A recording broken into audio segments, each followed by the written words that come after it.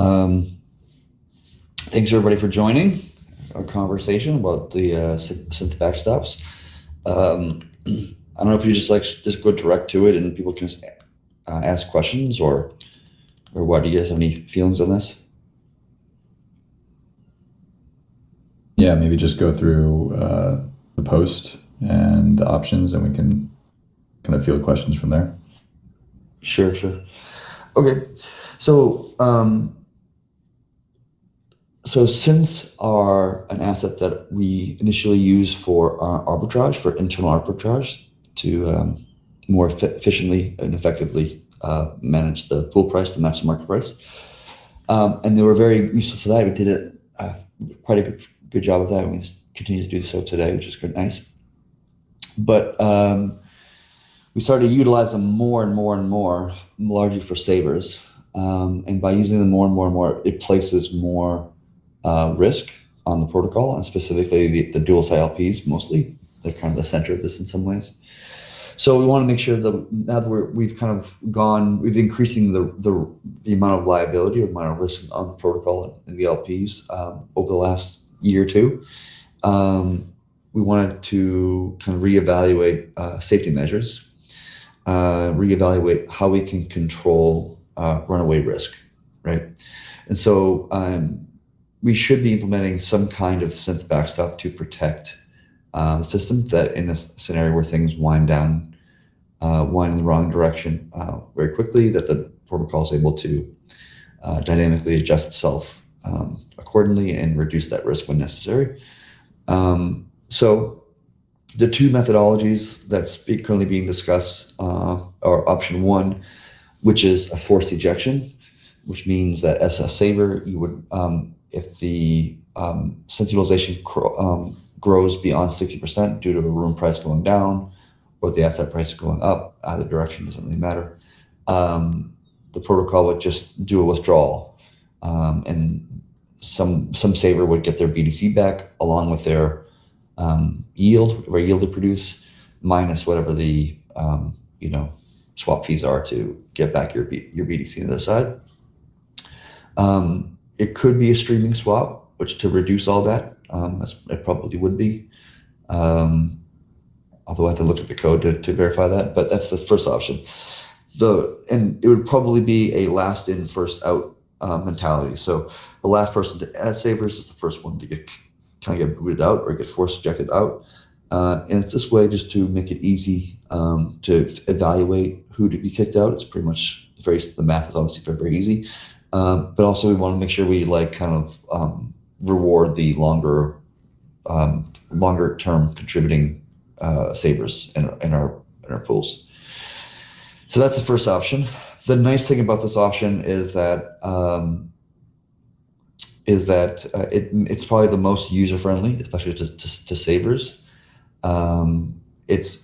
We probably wouldn't get very much blowback from the community or angry tweet threads or this kind of thing with this particular approach. People might be a little upset that they got ejected from savers, but all things considered, I don't think it would be too much of an issue. So that's the best thing for the protocol. For the users, probably the worst option from the protocol perspective, because ejecting savers does create some ruined sell pressure. It does reduce the depth of the pools. It does reduce trade volume of the network. So it does have a downward push on major KPIs, whereas adding savers is the inverse of that. Right? Adding savers makes pools deeper, adds trade volume, creates buy pressure in the ruin asset. It's basically the inverse of that. So in a downward market, for example, we would likely see a bunch of savers be ejected, which would cause more sell pressure in the ruin asset, less assets in the pools, which makes sense and probably the correct thing to do in the context of a down market anyway. Option number two is what we call haircuts. And the haircut is that if you choose to withdraw your funds at a particular moment, you would get back a subset of your position, which could mean that you exit with less BDC or whatever than you enter with, depending upon how severe the haircut would be, and the severity of the haircut is relative to how far like overutilized, utilized we are. If we're just a little bit over, it's barely a haircut at all. If it's a lot over, that's obviously a much bigger haircut. And so people can choose to take that exit fee if they want to, or they can just kind of wait and stay in the pools and then wait for the market to recover, or at least the room price to recover in a different market, and then get back their full collateral plus their yield, and that kind of thing. And of course, this is the best for the protocol because we're not reducing the pool depths, we're not reducing trade volume, and we're not creating sell pressure in the rent asset. And even if people do exit, they're creating less sell pressure because they're getting the haircut. So it's the best thing for the protocol, but the users might be a little bit pissy about it and kind of complain about blah, blah, blah, and have some PR issues of people yelling on Twitter about being rugged by the protocol or something like this. So those are like the primary two options that we have to think about. People are welcome to ask questions on stage or off stage to engage in conversation debate.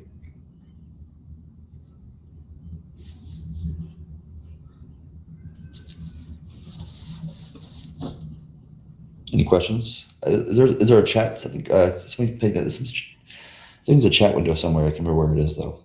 Oh, there it is. I found it. There it is. Any questions in the chat or on stage is welcome to ask. If anybody wants to come on stage and ask their question, they're fine. That's fine too, of course.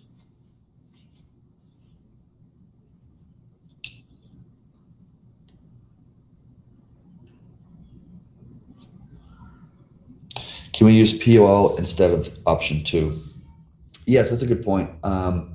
So synth utilization will not grow above 60% when the POL has room to deploy, right? So imagine a hypothetical scenario where we had infinite room to deploy via the POL. Then we wouldn't need this. We wouldn't need any of this stuff theoretically, just because synth utilization would never grow to the point where we past that 60% utilization. Obviously, we don't have infinite amount of room. We have a limited quantity of it, so forth and so on. So that's not really a viable option. We can choose to, set the amount of room, which I think is right now it's set to 5 million or 10 million. I can't remember which one it is for the POL. Maybe Ursa might know off the top of his head. But I think it's set to 5 or 10. I can't remember which one it is. But anyways, if we set it to some number, let's just call it 10, for example, we would have a 10 million room to deploy, and we wouldn't start seeing forced ejections or haircuts until that 10 million is deployed into the various pools. If we had 20 million, if we had 30 million, if we had 200 million, like whatever that number is, like arbitrarily, we would just create more space or padding before these haircuts or these forced ejections start to occur. Orion says 5 million for the POL currently. So that's another kind of option, is we can kind of like do both things. But we still need to make a selection out of these two options. In my opinion, we need to have something just there. And if we want to be avoidant of that backstop, we can change it from 5 million to 10 million or whatever. We can do it as Kyle was saying, we can do an ADR that increase it to 10 million room, so forth and so on. That's another option.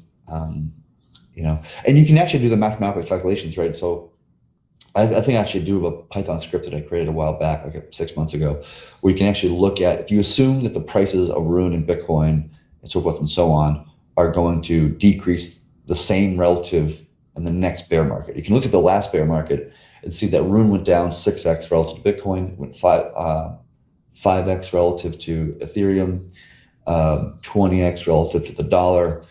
So like if you do that, you can calculate how much room would be required for the POL to deploy to, handle a situation okay or whatever without needing any ejections or needing any haircuts or anything like this. So that you can do that math. And I don't know what it is off the top of my head. I haven't looked at it in a long time. I think last time I looked, it was like, I think 7 million or something like this. Today, I would assume it would be more just because the pools are deeper today. They've like, twice the depth, and the centralization has probably grown with that.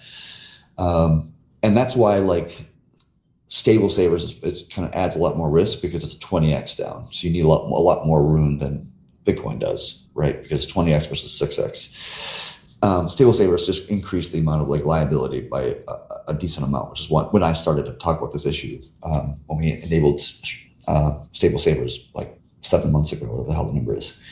So we can do an ADR to talk about this. And as Pluto just said, with the original ADR, it kind of approved up to 10 million. So I guess devs can just push 10 million if we want to, just because we already had a vote on it. But that's another option in this whole kind of calculus, is like deploying more Rune via the POL, which would support the dual side LPs.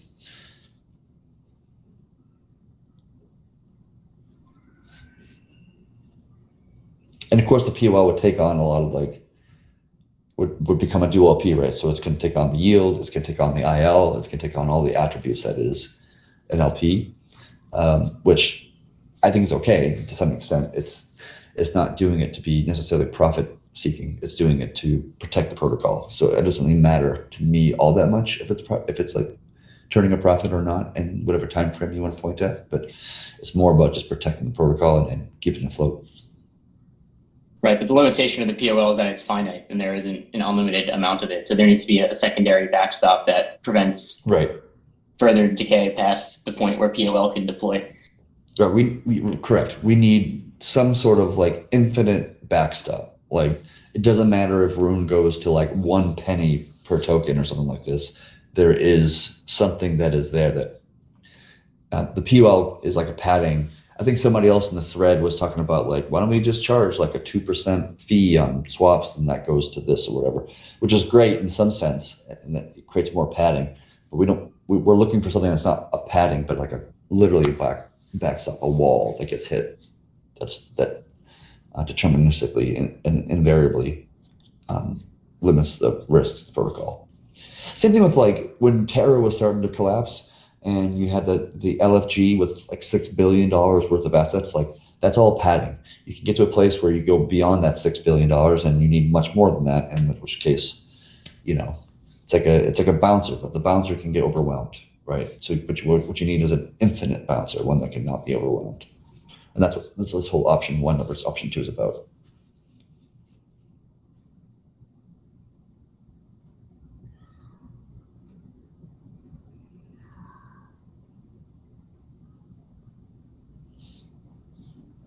I get some comments in the stage chat.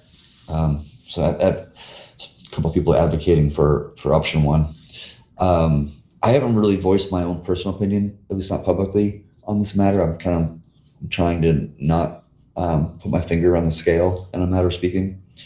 Although I do have a personal opinion on which one's better, option A or option 2, but I don't want to. I want to leave the community to make their own choices on this particular matter, because it is kind of like a tight fight in a matter of speaking.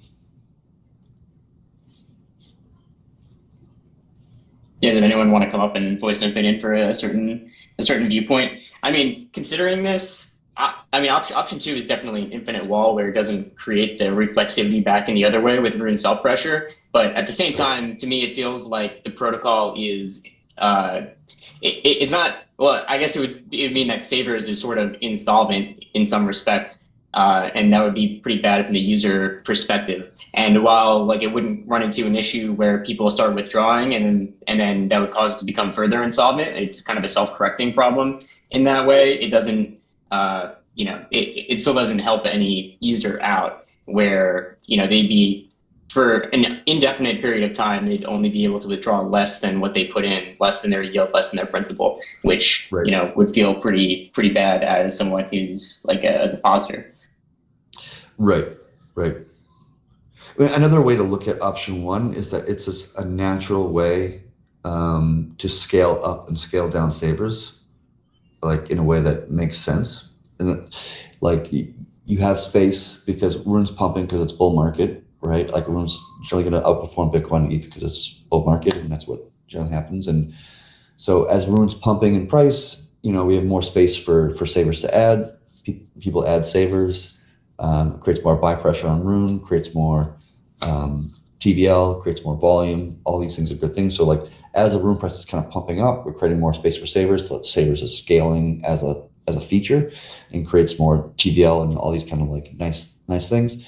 And then conversely, if runes go down because we're entering the bear market and runes underperforming Bitcoin in a bear market, which we inevitably will probably have, it naturally scales down savers, in the opposite direction. So we have the upside on the bull market, we have the downside of the bear market, but those two things are just naturally like scale up and scale down relative to market conditions, without much concern in my mind. You would see naturally like a little bit more volatility or reflexivity of rune's price, like on bull markets would push up higher and bear markets would push down, lower.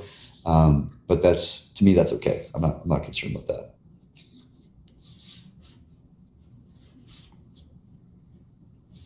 Yeah, one thing I've been thinking about is just with integrations. I think it's going to be a difficult communication challenge for option number 2, and that would reflect poorly upon the interfaces that choose to offer Thorchain savers. And right now, that's really like ThorSwap and Shapeshift. But in the future, large entities start using Thorchain savers, they're gonna think twice about implementing savers, in my opinion, if we go with option 2, where if someone goes back to get their 1 Bitcoin collateral, not a collateral, but deposit, and they can only withdraw, a third of that for an indefinite amount of time. And they're just like, oh, you get check back later when we're solvent and you get your collateral back. Yep. Yeah, I think that you're right. There is communications problems with this. And with option number 2, there is no grandfather option. Like nobody's going to be grandfathered in, and only new savers are going to be applied for this. It has to be applied to everybody, otherwise it doesn't really accomplish the goal that it's really trying to accomplish. It's a safety measure. You can't just like not abide by safety just because of when you added a position. So that doesn't make sense. So everybody would have to be kind of informed of it. And we would, in some ways, go through the same thing we went through with like the BEP2 rune and ERC20 rune retirement towards native rune, and how we've had, communications plans. We, chatted on spaces and tweets and blog posts and whatever else. And then, for years to come, people show up all of a sudden because they've been sleeping behind the wheel or whatever. And they're just like, I have this BEP2 rune. Like, what can I do with it? And the sad answer is there's nothing you can do with it because you didn't upgrade within a 2-year time frame or something, whatever the hell that time frame was. I think it was 2 years.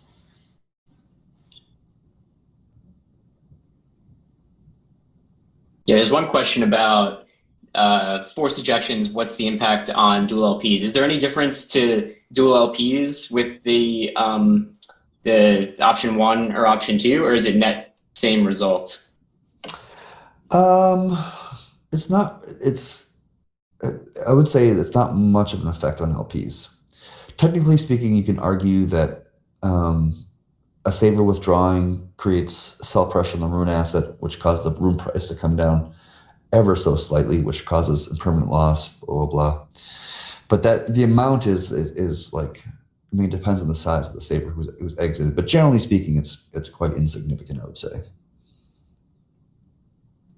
Like an individual, that's the case. Maybe on a larger scale, like, depends. Like if like 80% of the savers exit or something, are forced ejected or something like this, you would see a little bit of an exaggerated impermanent loss for dual LPs. But that's much, much better than, the other way around, where we don't put up the backstop for LPs. If you're an LP, it's clear and obvious you'd rather have this happen than not have this. I think what's better for LPs is the haircut. If I was an LP, you might argue that haircut's better because you don't get your capital does not get eroded, and there's no rune sell pressure or like less rune sell pressure. Again, so it's probably better for LPs in that way. But I don't consider it to be too significant, to be honest. And to Kenton's kind of point here that he's talking about in the chat, the act of doing option 2, like say we just decided option 2, we may see an exodus of savers. Maybe like some percentage of savers will exit because they don't like the new terms, which is rational. And so we might see a bunch of savers leave because of this, which will cause some self pressure and cause TVL to drop a little bit. And how much? I mean, I don't really know. Who knows? Savers don't generally pay that close attention anyway, so maybe they wouldn't mind so much. At least like maybe 10% wouldn't mind, if that. I'm gonna guesstimate.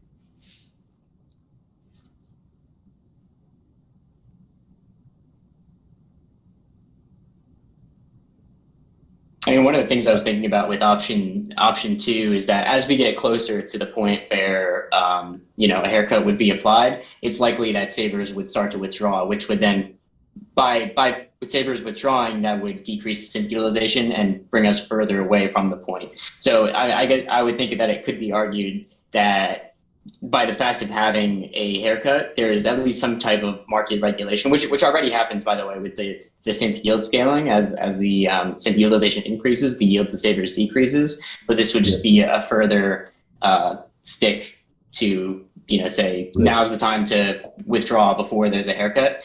But being like just thinking about how many are probably just not paying attention, it probably wouldn't be like it wouldn't be like a full like market force of like, all right, everyone's like, oh yeah, now's the time to withdraw because people just don't pay attention that closely. But I would think that there would be by the act of there being some kind of forced haircut, that people would start withdrawing preemptively and which would then counteract the force of there being a haircut. But then that also brings us back to that. That's basically the same thing as a forced withdrawal. It's just a voluntary withdrawal at that point. So yeah, that's true. Honestly, but I don't really. I consider LPs and savers to both be kind of like sleepy users. I don't think they pay that close attention, to be honest with you, in general, with their yield percentages or whatever, or that kind of stuff. I think they're fairly sleepy. So as savers yield, creeps towards zero, I don't expect that to really cause an exodus, to be honest. Probably should, and from like on paper perspective, I mean, logically speaking, it would, but I don't think I think people just are sleepy and just don't pay that close attention to it. I think we already saw it happen with some pool. I can't remember. I think it was the AVAX pool. It was like 0% yield for savers for like weeks, and it was still sitting at the cap. Yep, exactly. I think that was around like October, November. We saw AVAX utilization go way up because AVAX had a run there, and it was at least a month before there was more room because savers started to withdraw. But it took multiple weeks for some kind of reaction to happen. Right. Yeah, people are fairly sleepy. The funny thing is, like, if you look at like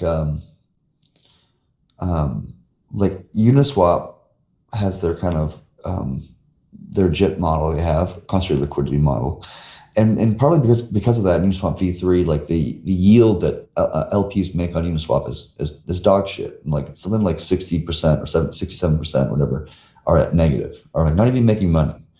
But yet the pools are still deep as fuck on Uniswap. It's still got billions of dollars of TVL, even though for most people they're losing money. For the vast majority of people, they're losing money on Uniswap. But yet they still have billions of dollars of TVL, and it just kind of shows that people are fairly sleepy about the way they look about being an LP on one protocol or another.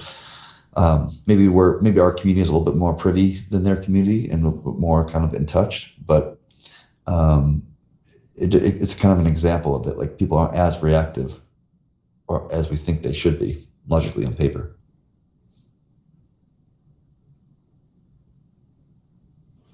Does anyone want to come up and voice their opinion, or Aerodonis or Ursa?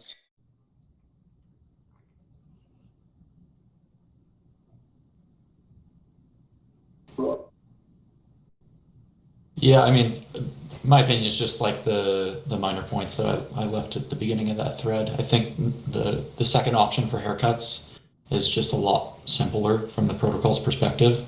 The lack of reflexivity, I think, is really important. With the ejections, whatever pool you're ejecting from, that's going to cause the synth utilization and all other pools to absorb that rune cell pressure. And it's unclear how that plays out. Also, just the complexity of like, when you do these forced ejections, depending on the size of the saver that you select, do you want to do the streaming swap out?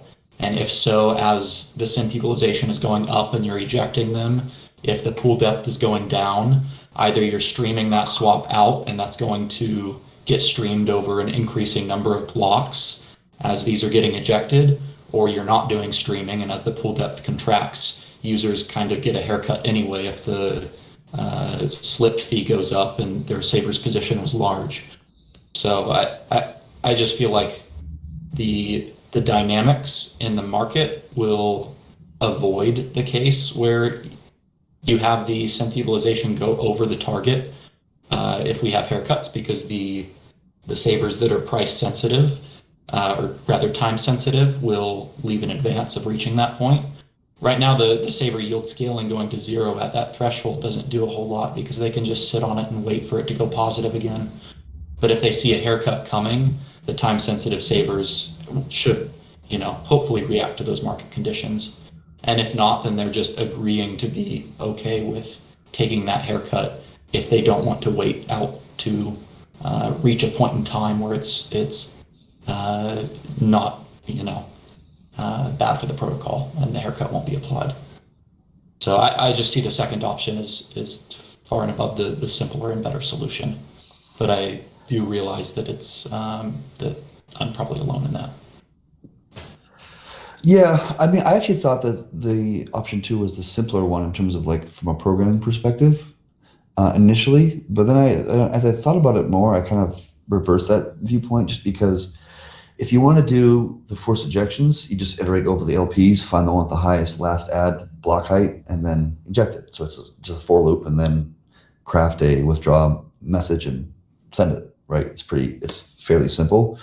The complexity around the haircut thing is that like the synth utilization is a dynamic value, right? It's dynamically computed, and so you just have to add an extra thing on top of that that says the synth units cannot exceed 60% of the total units of the LPs and synths together of the pool units. So you kind of have this like that's the way you more or less handle it, I think. But I think there might be more like complexities of like when you actually like if you do it like that, what might actually happen is that nobody gets a haircut until like the very end. Do you know what I mean? Like everybody doesn't get a haircut until like your withdraw is like one of the last ones or something like this. Like I think there's more complexity when you're dealing with like LP units and pool units and synth units and then trying to make calculations. That's actually probably I initially thought I agreed with you, but as I looked more in the code, I thought it actually would end up being more complicated than I anticipated. Yeah, I guess like the math complexity of like the synth unit calculations. It seems like once we get it right, it's correct, and like the code change is small. The complexity that concerns me is like when you get large saver positions that you're ejecting, are you streaming them out or are you letting them take the hit on slip? And if you're not streaming and they take the hit on slip, they're getting out less than they put in anyway, just because they're going to get hit with a massive slip fee when they're exiting. And if you're streaming them out, then like, do you pause other ejections until that one ejection streams all the way out? And as the pool depth is contracting, the duration of time that you're going to be streaming that out is increasing. I'm just concerned by the complexity in terms of the reflexivity. Yeah, no, I don't think that's much of an issue because first of all, yes, I think we would probably lean towards a streaming swap. It's only best for the user, and there's not a strong reason not to do that. But when you do the withdrawal has already happened when you do it, right? And the streaming swap happens secondary. So the effect on the synth utilization should be more or less immediate. Although technically speaking, when you do a withdraw, you actually increase the synth utilization because you're changing the pool price when you're doing it. So you're actually increasing synth utilization until ARBs like ARB, and then it puts the synth utilization to be lower than it originally started. But I have to look at the code to be sure. But I think from the top of my mind that if you do withdraw, the withdrawal happens immediately, and so the effect on the synth utilization is immediate, and then it just starts to do a streaming swap to layer 1 BTC or layer 1 ETH or whatever. Isn't the synth utilization is going down at each sub swap in the streaming withdraw? I believe. Yes, you're right. I'm not just talking about savers. We're talking about synth specifically. So yes, you are right about that. So you could wind up queuing a bunch of streaming swaps out that are massive, and it's going to cause like a massive depth contraction because you're then not taking into account the fact that there are a bunch of pending streaming swaps that are going to lower the utilization in that pool as those synths exit over time. And as you're exiting those, the time duration on the same size is going to be increasing because of the contracting. Yeah. You may overdo it by accident. And you also observe reflexivity via the rune price decreasing because of the sell pressure and the ejections from that one pool, and that price, that rune sell pressure is absorbed via increasing synth utilization in the other pools, which could then in turn trigger ejections on those pools. Yeah, I wouldn't consider it to be like a spiral out of control thing. Do you know what I mean? It might have a little bit of like an overreach, but it wouldn't be like the whole thing can unravel itself to zero. Right, it's not self-reinforcing, but it can still certainly oversteer. Yeah, and to be honest, I'm actually kind of okay with that. It'll oversteer by like, 0.25% most likely. I was sorry. I was just also thinking on that. If I was a user that was trying to join savers, and it's close to the cap, if I join the savers and then it's the last in first out, I'll get ejected. Then I'll try and join again. Then I'll get ejected. And if those are sleepy users, I think we just have to consider how we'd implement that with users who would join and then assume that they could just set it and forget it. Sorry, I don't think I understood what you just said. Can you say that again, please? So if you, with the ejection model, you said that it would be last in, first out. Yeah. So then what would happen is if I was trying to join the savers, I would join the savers and I would assume that my savers are in. And then if it's close to the cap, then price fluctuations might take synth utilization over the cap, and then I would get ejected. Right. And then I was just going to say, we just need to consider how much of a fit that is going to be for the users that would actually want to use savers, if they would, if it would be difficult for their savers deposit to stick. Yeah, I'm okay with that scenario, to be honest with you. All right. Just because if we're already at the near the cap where light fluctuations in price are kicking people out, then we really shouldn't have entered to begin with, in a manner of speaking. Yeah, yield would already be zero at that point, right? Like yield is already between 5% and 0% of the total yield going to LPs. So you'd be making very close to zero yield, if not zero already. It is going to be quite a pain for the users though, because essentially like whatever the relative rune price fluctuations are to the specific saver asset, like you're going to stay that ratio below the target saver's capacity, because as that price fluctuates, it's just going to kick out all the recently added savers, and the net result for those users is they're just going to pay the swap fees on in and out and get almost immediately ejected. Yeah. Yeah, to be honest, I'm okay with that scenario. It's obviously not great, but I mean, UIs can be cognizant of this and say, if you're within 5% points of the synth cap, we're just not going to do a deposit, or something like this. Yeah, sure. You avoid the scenario altogether if the market responds correctly to the haircut, and just the time sensitive savers leave on their own. Yeah, I'm just pessimistic that the market would respond to the haircut. That's fair. I mean, I think it will. Like, there definitely will. Like, there will be people who do that, but I'm assuming it's going to be a very small percentage, like maybe 1 to 5%.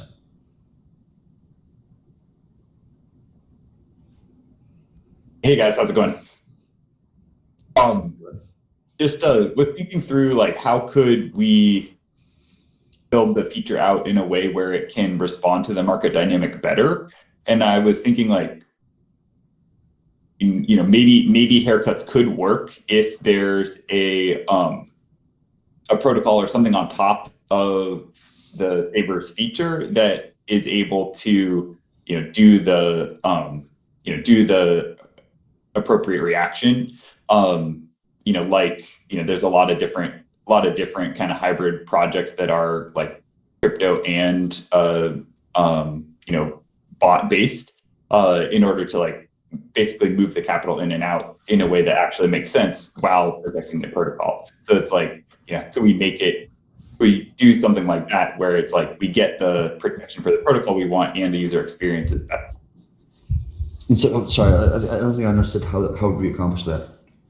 So like what to Ursa's point, if people or if an entity that's making Savers deposit decisions is operating with the kind of appropriate motivation with the time sensitive perspective, then they would choose to either exit or enter based on the synth capacity.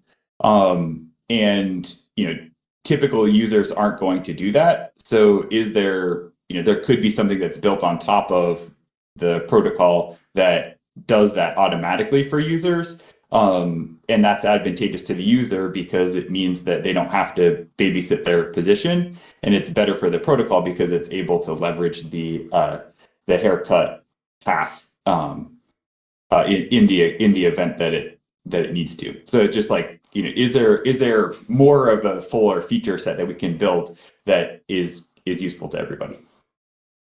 Are you saying there's like a second layer, like some sort of like not on the protocol but above the protocol, like some second layer? Yeah. People deposit capital there, and then that automatically manages, meaning that it removes it when things get close to the haircut. Exactly.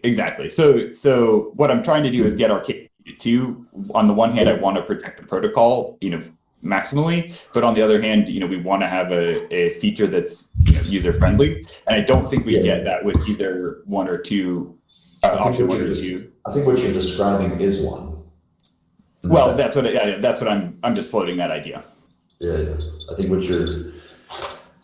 it's like we're gonna do the haircut, but the haircut will never be hit because this entity exists on top of it that's just gonna auto draw people once before the haircut hits, which is basically what option one is, just minus the haircut, because it applies to everybody, not just the people who opt into this wrapper service that's being thrown around. Yes, but it also gives the protocol the maximum defensive capacity or capability with option two. That's just my thought process there. Well, they're both maximally defensive. I don't find option one or option two to be more or less from each other defensive against the scenario we're trying to defend against. I think they both accomplish the task that they're trying to accomplish. This is my view. That's correct.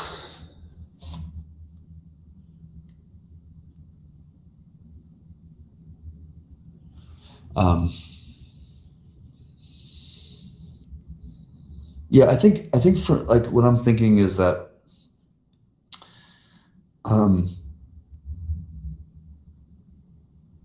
the pain from option two, the PR pain, is an unknown kind of factor, and it may cause people to like start tweeting out that like Thorchain rugged me of my Savers position, right? And just create this FUD and like all this kind of stuff. And that stuff, permeates a lot more than lending being successful, for example. Because like bad news, people respond to bad news. It gets talked about more.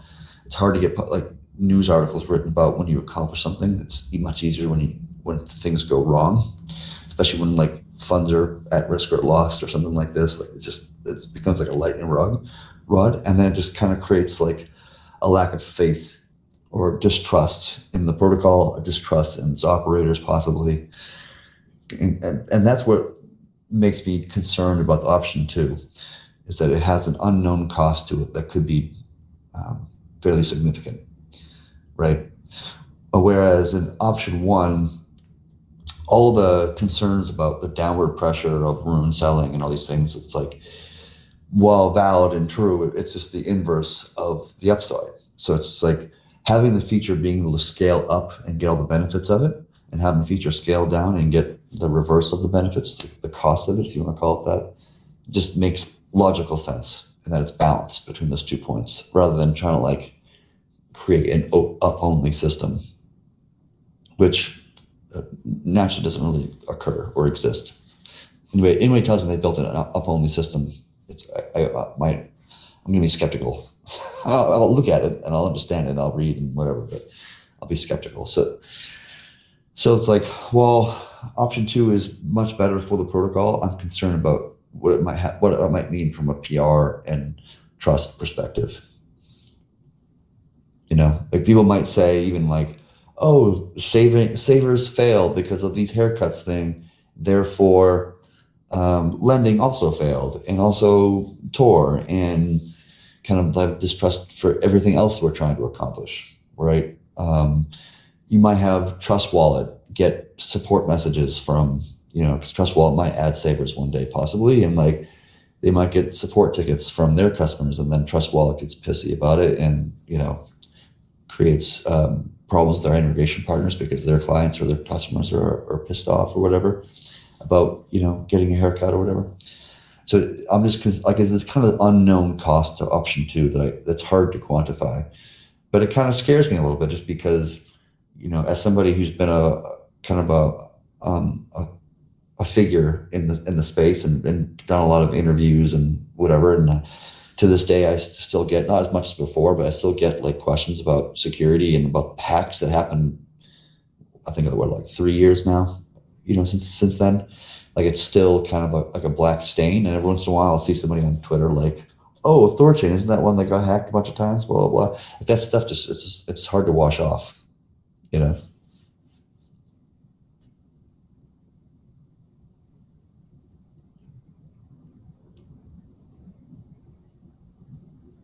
Yeah, I wonder if so. I know Oleg's here, H Payne from Shapeshift. If you guys have any opinions from like the front end perspective, I think that could be valuable. Okay, I mean, what Son of Odin's saying is totally right. That we also wouldn't want that to reflect poorly upon the front ends who do savers, because really, like, they're the ones that are serving the product to the user. They're the ones that are presenting savers as a feature. So, you know, either choice reflects upon the front end that is actually presenting it to the user, and it'll have effects upon them just as much as it does on Thorchain. Thorchain will be fine either way. It's just right. You know, it's really just the PR around both sides. Which, yeah, I do think that option, the forced ejections option has a better PR angle around it, where it's like, we can't support this liquidity anymore, so we give it back to you, and, you know, you're basically fine minus fees, which is, you know, hugely preferable, in my opinion at least, to saying, well, check back later, maybe we'll have it, maybe we'll not. Yeah, and it's also like it's like the opposite of Terra, right? Like when the protocol realizes that there's like too much liability or too much risk or whatever, and it appropriately scales down, it's like it creates confidence, you know, in the protocol, because it's handling the situation appropriately. Whereas Terra like just infinitely went up in a certain direction and never tried to handle risk or liability, just kind of like scaled forever in one direction.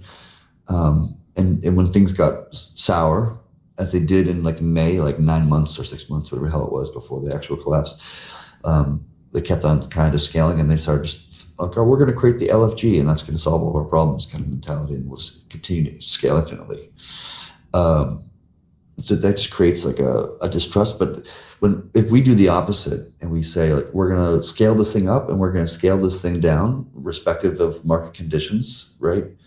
I think it creates more faith and trust in the protocol because it's able to handle things appropriately. Hi guys, can I ask a question? Shoot. Yeah, I was wondering, because normally I look at these problems based on my own background. I work with contracts, traditional contracts, not smart contracts most of the time. Mm-hmm. And when I look at these things, I would think about the contracts are often implied in the way we interact with each other in daily life, even if you don't really sign a contract, really. And everyone always expects a certain degree of fairness. And you can even find that in the deepest basis of the law in most developed countries. And when you look at it with that lens, I think it will be expected from a fairness point of view that when somebody deposited their money into Savers, there was a contract implied in that interaction, in that transaction, which has certain expectations from both sides. And we know that in crypto things changed a lot most of the time, but I do think that we should take that into account because people always expect at least the initial agreement to be honored. And so I think, I don't know what you guys think, looking at it from that way, but using our framework, I think we should try to avoid changing agreements as much as possible, and hence that the first option will be the most viable. And like you said, that also explains a little bit why there will be number two will be a bigger PR nightmare. Thank you. Yeah. Okay, so that sounds like a vote for option one. I think from what I'm reading in the stage from like Oleg, kind of expressing that from a UI perspective, it could be a lot of blowback and in support tickets and whatnot.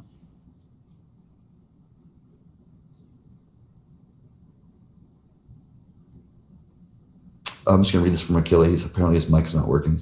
He's muted right now, but mic isn't working. But I think no matter how much we try to explain that people opt in or taking a haircut to withdraw during a bad time, no one is going to listen, care when people are all sharing transactions where they're getting 100%, less than 100% out. Agree with Swing Pop on perspective.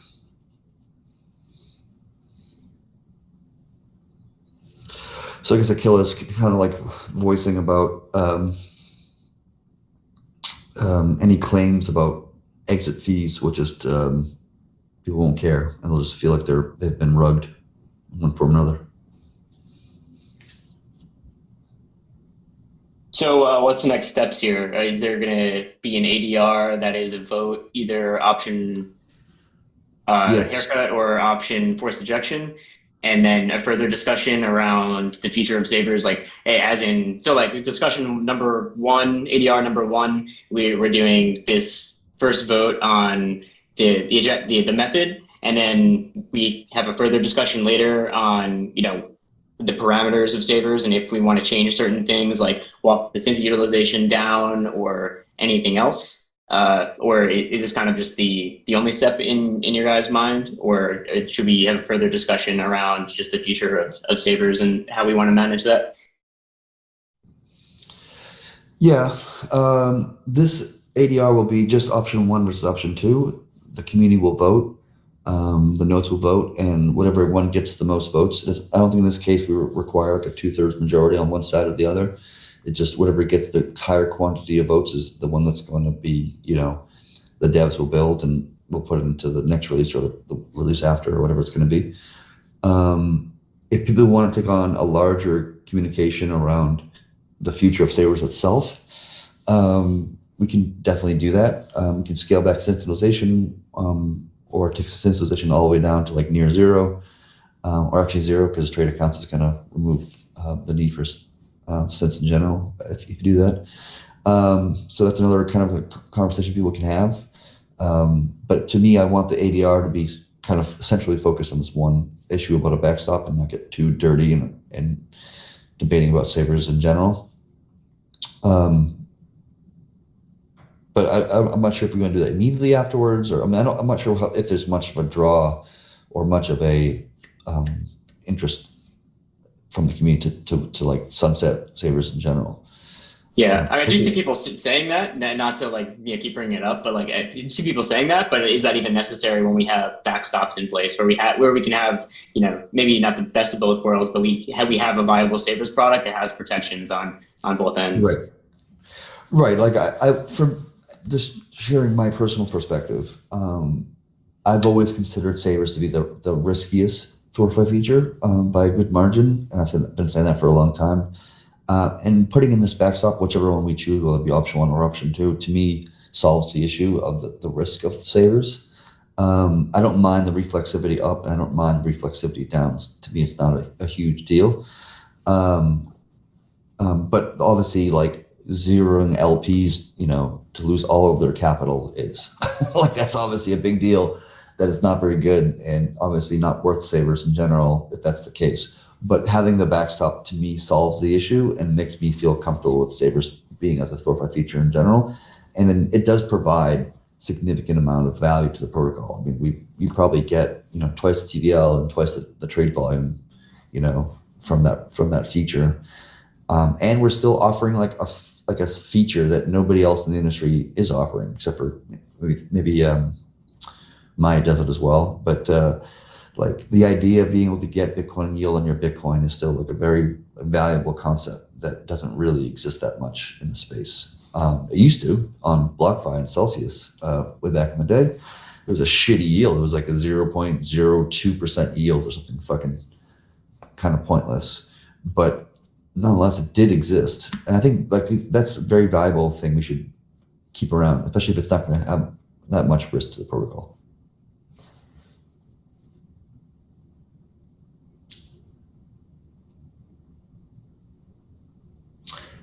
Kenton said if we sunset features savers now, devs won't have to waste time on implementing. I don't think I would agree with that, just because I think we need to implement no matter what. Because if we actually did choose to sunset savers right now, it wouldn't happen today. It would take probably 6 months or a year or whatever. We can tune the yield to what we basically would do is just tune the yield to 0, which we could probably just do right now without even a code change. I think we can do it from here alone and just turn all the savers down to 0. Theoretically, we could do this, but I don't think people would exit. Nor do we want to do a forced ejection of all savers, because that would just create a lot of sell pressure on Rune in a short period of time. Ideally, you want to do it over 6 months or a year or something, just to kind of like pull it like taffy and just have it stretched over a long period of time. It'll have less of an effect on the protocol and Rune's price if we just do it over a year versus like in a single day. So it would be a long process, and just because it's a long process, I think it's still worthwhile putting in the backstop.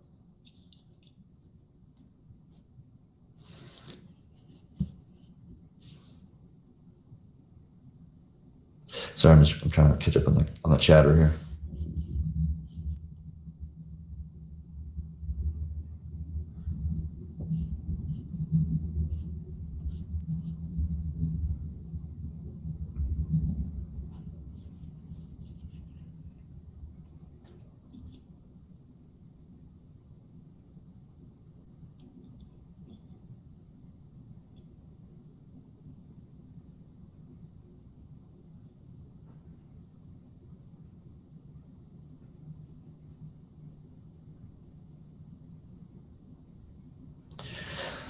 Yes, I mean, Costanza, whatever it is, it's hard to grow dual LP, especially in our particular case, just because you always have to be exposed to Rune. And while in the early days when I was working on this protocol with Lena and other kind of like OGs, we didn't really consider this problem, to be honest with you. My assumption at the time was that Rune would perform well because we're solving a significant issue of the industry of cross-chain swaps, and people would want to LP because they can get Bitcoin yield and blah, blah, blah, blah, blah. And I ended up being wrong with that kind of hypothesis. We didn't have a way to scale dual LPs that much before Savers. The only way to scale dual LP without Savers, in my opinion, is just allowing the Rune price to to go up over time, like over a long period of time. And eventually we'll hit $1 billion in TVL, and eventually we'll hit $3 billion in TVL, and eventually we'll probably hit $5 billion in TVL. If we just wait for a long enough period of time and Rune appreciates enough in value, blah, blah, blah. I think that would probably happen over a long period of time, but obviously we want more TVL now, just because it always creates more volume, right? And if we were to like 10x our volume, our TVL right now, we would probably, become close to or maybe even surpass Uniswap in trade volume. So there's a lot of value to adding TVL.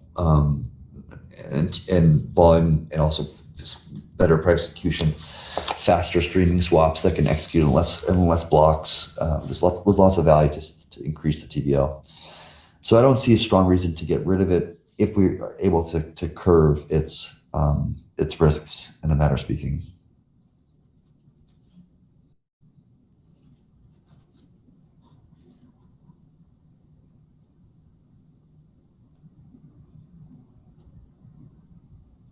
Kenton, I'm curious to you can type it or you can come on, probably easier if you come on stage, but what is you seem very bullish on the idea of sunsetting savers and retiring the feature. I'd be curious to understand what is your motivation behind that? Like, why do you want to sunset it?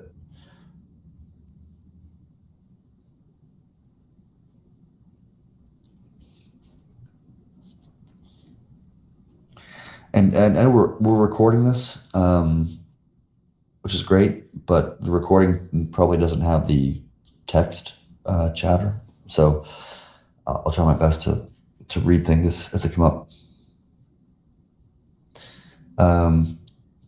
So Ken's been talking in the chat, just for the people in the recording, about sunsetting savers and stopping new deposits and then letting people slowly exit over time.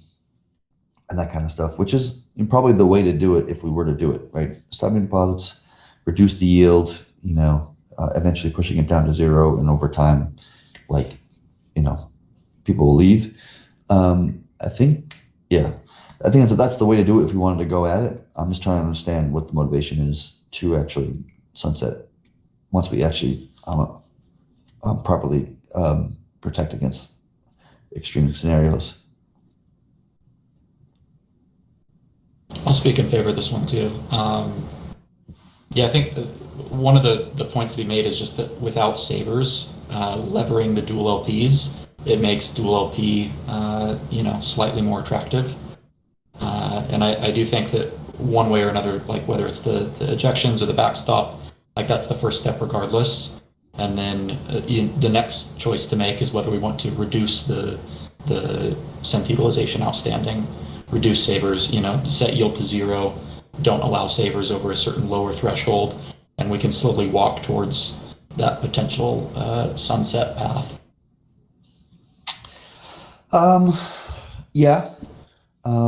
That could be true. I am not sure that's true, just because people are reactive to like APRs and stuff, right? And so having the leverage thing causes a lot of overinflated but still real yield APRs, especially in bull markets, and less true in bear markets, of course. I think the draw that we had to savers initially, at least one of them, was its simplicity. It's funny how Kenton's coming back saying that savers makes things more complicated, and it does from a dual LP perspective. But the cognitive kind of load of savers from somebody who's participating in it is so clean and so simple and so straightforward versus being a dual LP. It's really complicated. Even without savers, it's still a complicated notion, and it's kind of, you constantly have to deal with the complexities of people LPing versus HODL, and their yield is this. Well, what's the yield going to be? And Kyle knows what I'm talking about because he's kind of dealing with a lot of this chatter on Twitter and whatnot of what's the yield of dual LP? And I don't know. It's been this way for the last month or 6 months, but who the fuck knows in the future? It just kind of creates a lot of complexities and kind of discourse, in a matter of speaking.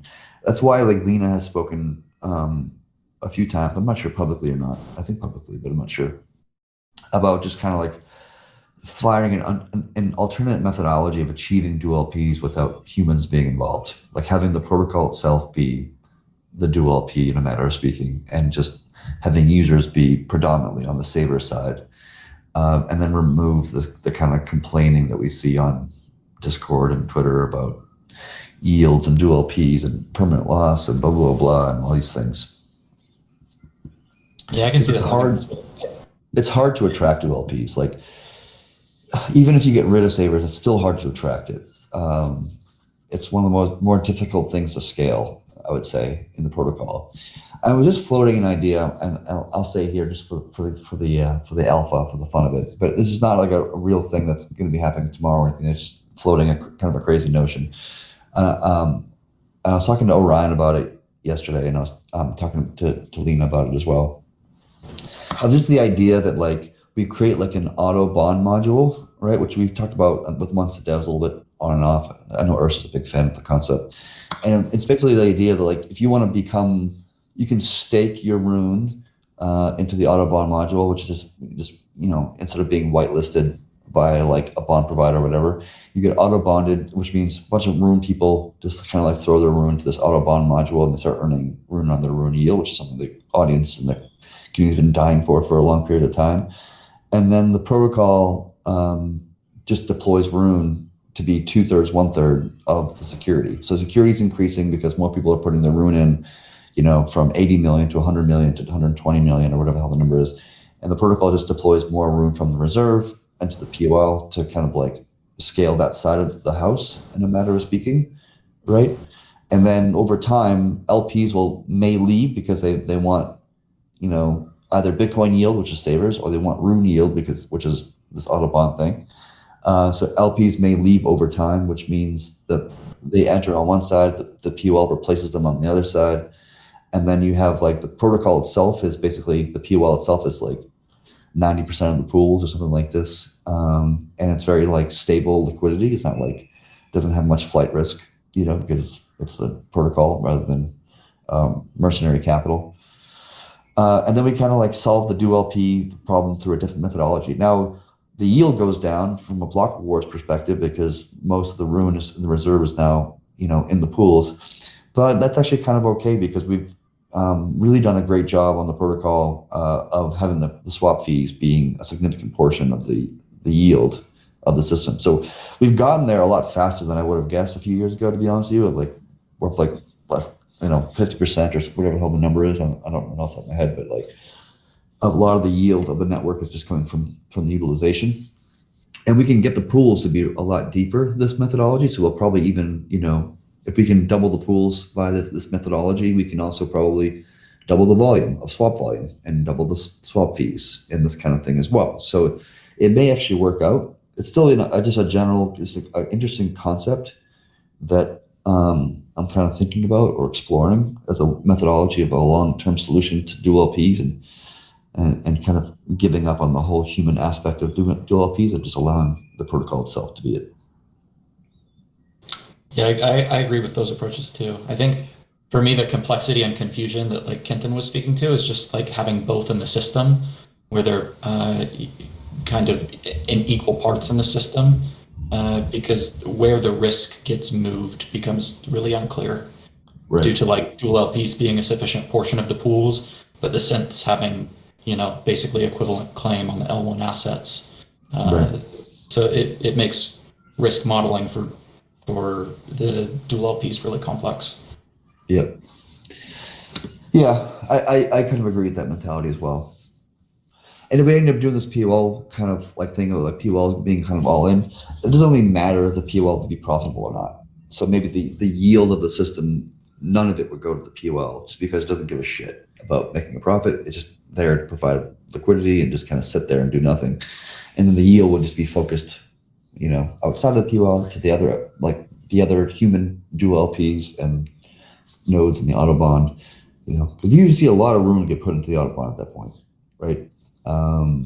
Because you generally see with staking systems on Atom and Cardano and whatever to be like 70%, 80%, 90%. But the negative, the biggest negative of this idea for people, if people want to actually consider it, is that you basically lose economic security at that point. it then becomes economically profitable or possible to cyber attack the network and be profitable. So you would have to kind of loosen the idealism of economic security and interest of more security, more TVL, more volume, and these other metrics. And that's the trade-off. I don't know if people feel positively about that or negatively about that, but that's the trade-off if you were to do it.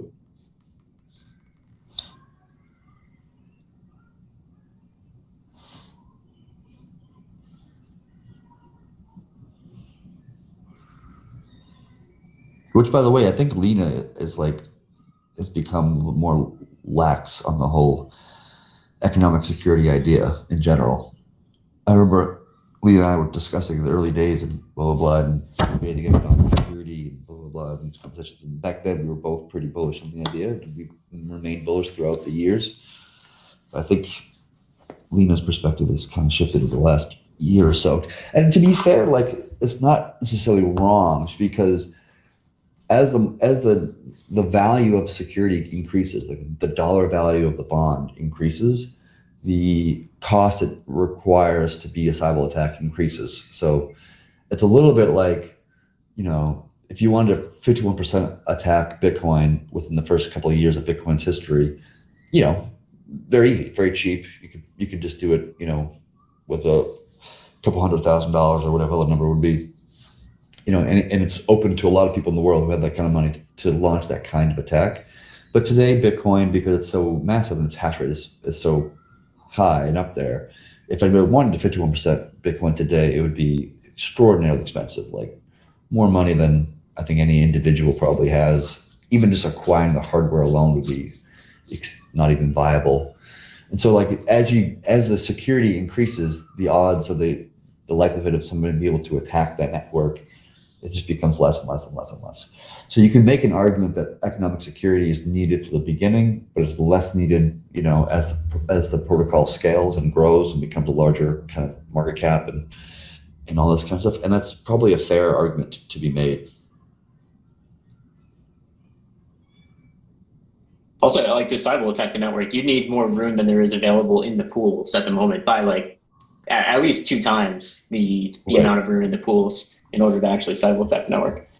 You would, and you would also need a bunch of room that's in the Binance exchange, and the act of acquiring that much room would clearly push the price. And as people push the price, the amount of room in the pools goes down, right? Because if Rune's price were to automatically just double right now, just like hypothetically, the quantity of Rune in the pools would probably, I don't know if it would be half or not. I have to work out the math a little bit, but you would see less Rune in the pools. You'd see less liquidity of Rune in some pools as its price is pumping.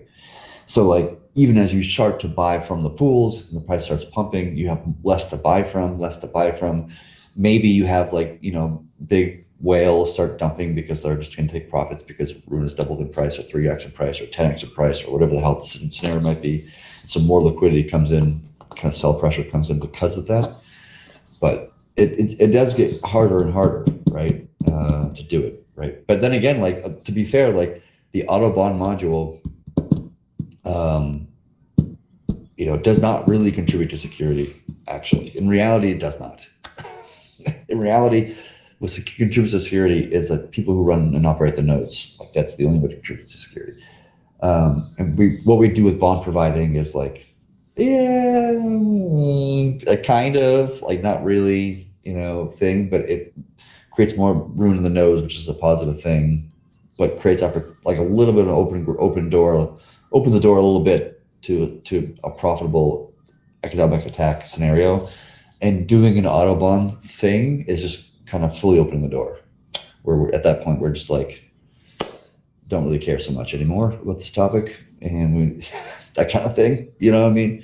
So we're counting all this security as part of security, but from a logic perspective, it's not really contributing security.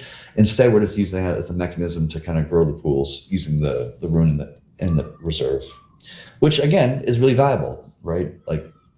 Growing the pools is good.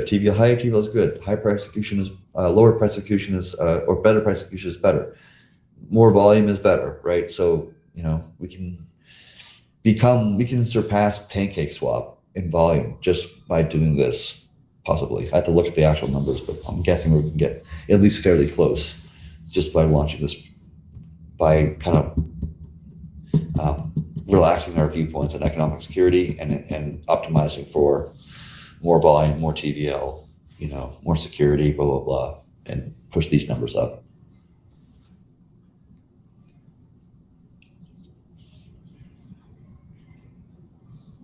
Any final thoughts? Any final thoughts?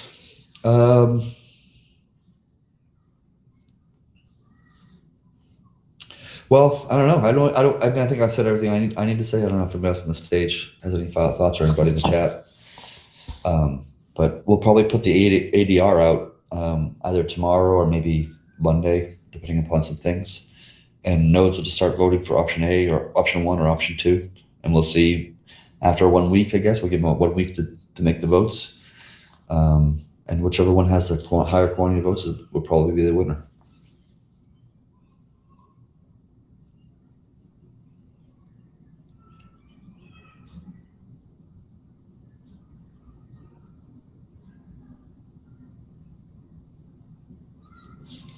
I'm just reading the chat, catching up.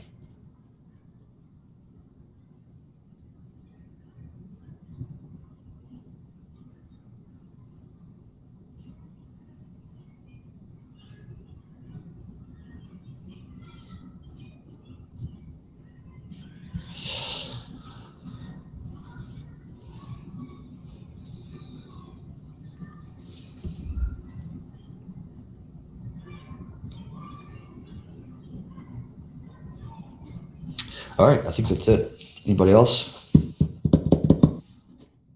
Cal? Ursa? I think we're good. I'll upload the recording to the RSS feed. All right. Thanks Thank all. everybody joining. See you all. Talk to you all. See you all on Twitter Space. Are we doing Twitter Space today, I think, Kyle? At 4:30, right? Yeah, if you still want to do it, I'm down. Yeah, I'm still down to do it. 4:30. I'll see everybody on Twitter 4:30. We'll do a Twitter Space. We probably won't talk about this issue that much just because this is like kind of an internal conversation, which is why we're doing it here in an internal Discord. When I'm trying to make decisions about the protocol, it's probably best to do it internally rather than having public conversations on Twitter. But we might mention it or whatever, but we're probably not going to go much detail. Right, Kyle? Sounds good. All right, see ya. Yep. All right. Later, everybody.